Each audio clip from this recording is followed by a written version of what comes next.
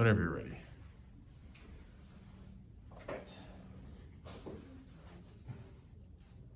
For my individual writing assignment, in regards to the topic of sports, I decided to look through a historical political lens when answering my question. Have sports had a solely negative impact on human rights and relations? And that throughout my research and my development of this presentation, as well as my paper, I came to the conclusion that despite the conflicts that may be caused, international sports have a unique ability to unite and to advance the rights of humans. The first artifact that I encountered when doing my research was that of The Sporting Spirit by George Orwell. And in this article, he says that serious sport has nothing to do with fair play.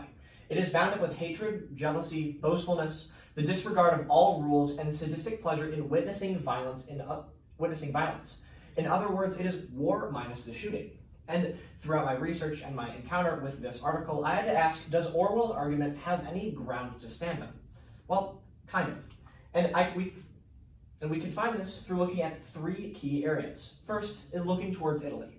In the 1940s, Benito Mussolini and his fascist government had recently taken power, and he felt that in order to gain the popular support from the people of Italy, as well as showing off the superiority of his nation, it would have been a great idea to bribe the officials at a World Cup match in order to show off the superior athleticism of the Italian team. The Italian team bribed the referees, and at one point the referees even played back the ball towards the Italians, which was a massive scandal for the day. We can fast forward a couple of years where an Argentinian junta or military dictatorship had recently taken power. And in a similar vein to Benito Mussolini in Italy, the government wanted to prove the superiority of its country and its football team. It just so happened that the team was playing Peru. And Peru, at this point, had an incredibly successful record, holding the number one team, the Netherlands, to a 0-0 tie. Before the game started, the dictator of Argentina went into Peru's locker room, making a speech about Latin American unity. And after the match was concluded, a 6-1 win for Argentina, an interest-free loan, and a shipment of 550,000 tons of grain arrived in Peru. The conclusions may be drawn that the dictator of Argentina used these loans as well as the grain shipment as a bribe in order to win the World Cup match. We can go back to 1940 to look at Austria, which had recently been annexed by Nazi Germany. The star striker of that team, Matthias Sindelar, refused to play for the Nazis, and he was later killed by a gas leak. It has been hypothesized that the Nazis may have killed Sindelar because not only did he refuse to play for the new Nazi government, but he was also an outspoken critic of Hitler and the Nazi government, speaking out against its oppression of Jewish people, disabled people, and essentially anybody who wasn't white with blue eyes and blonde hair. The example that gives Orwell's argument the most credence is arguably the Soccer War. During the Cold War, Central America was going through a period of famine as well as economic hardship. El Salvador and Honduras were set to play 3 World Cup qualifying matches to actually get into the tournament. El Salvadorian illegal immigrants were flooding into Honduras, taking jobs and stealing up farmland.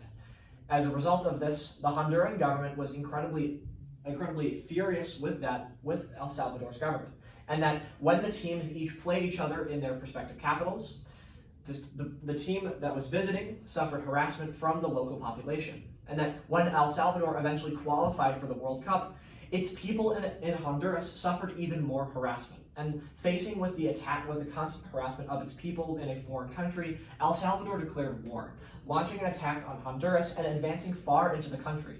And although the war only lasted 100 hours, it came at a cost of over 3,000 casualties.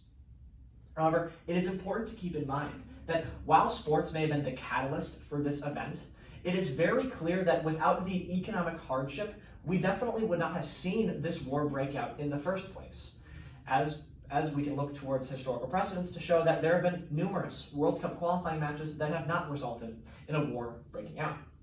And not only are these conflicts largely superficial in nature, as it only lasted 100 hours, but the upsides to sports in the areas of diplomacy and human rights outweigh any negative consequence that sports may result.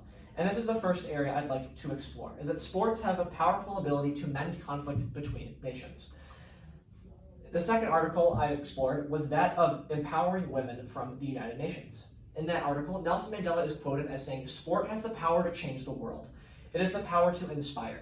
It is the power to unite people in a way that little else does. It speaks to the youth in a language they understand. Sport can create hope where there is only despair." And when looking back at historical events and ones in more recent memory, we can clearly find that Nelson Mandela is more correct than Orwell in this instance. First, we can look back to England and France in 1520. Anybody who's interested in medieval history knows that England and France have been at war with each other several times, and it has only been in the past 200 or so years that the relations between these two countries have warmed up. At one point, England occupied almost the entirety of France, and in order to decrease the tensions between these two countries, they held a sporting event in France, where games like archery, jousting, and wrestling took place. We can look again towards South Africa and Nelson Mandela. South Africa was an apartheid state, where black South Africans were incredibly oppressed by the government. And when Nelson Mandela took place, there was a lot of internal strife and division between black and white people in South Africa. During the Rugby World Cup, Nelson Mandela made a famous speech on the pitch in the jersey of the Springboks, or the South African rugby team. Both black and white fans interrupted in applause. And this goes to show that sports helped mend that conflict between these two groups who were traditionally divided along racial lines. More recently, we can look back to the last Winter Olympics held in Pyeongchang in South Korea. Mark Ein, a senior fellow at the World Economic Forum, tells us that the unification between the North and South Korean Olympic team has been the biggest show of unity between these two countries in their entire history. And as a result of that, the tensions between these two countries have decreased exponentially since then, and now have talked with each other and are possibly going to disarm their nuclear weapons and gradually re-normalize their relations. We can look to India and Pakistan. This area has been regarded by foreign policy experts as the area where World War III is most likely to start. Both India and Pakistan have nuclear weapons, and they have been at war with each other several times over the past couple of decades. The Indo-Pak Express, a successful tennis duo, have helped decrease tensions between their two countries. They've united Pakistani and Indian fans in a movement called Stop War, Start Tennis. The second area in which sports can have a massive benefit on humanity is that of advancing human rights. This is where I explored my second artifact, empowering women through sport. An initiative called One Win Leads to Another helped bridge the gap between men and women in many countries where men traditionally dominated society, like Africa or the Middle East. And the impacts are as follows. 89% of girls says they were a leader, compared to 46% before the program. 93% of girls knew where to report abuse. 79% of girls knew how to prevent pregnancy, compared to 25% before. And a myriad of other positive impacts. So not only have sports helped their mental and physical health, but they've also advanced their positions in society through decreasing teen pregnancy, getting jobs, learning how to report abuse, and giving them role models like Serena Williams, Simone Biles, and numerous other female athletes to look up to. And that has been incredibly empowering for these young girls. And then in conclusion, while sports has created some conflict in the past, its ability to decrease tensions and to advance the rights of women outweigh any possible downsides that may be caused during the process. Thank you. Huge round of applause. I'll add this soundtrack of like telling people. All right, a couple of questions. How did your research go in a different direction than you originally thought? So originally I was planning on exploring, rather than the human rights portion, was looking at sports diplomacy. I came across information from the US State Department and other initiatives like the European Union, who said that using sports was a very key component in reaching out to other countries and lowering tensions. And I decided not to explore that aspect because I felt that the impacts caused by the sports uniting the individual fans of their countries, as well as advancing human rights, were more beneficial and were greater. The impacts of those were greater than those of sports diplomacy. Okay. What are the implications of your findings to our community?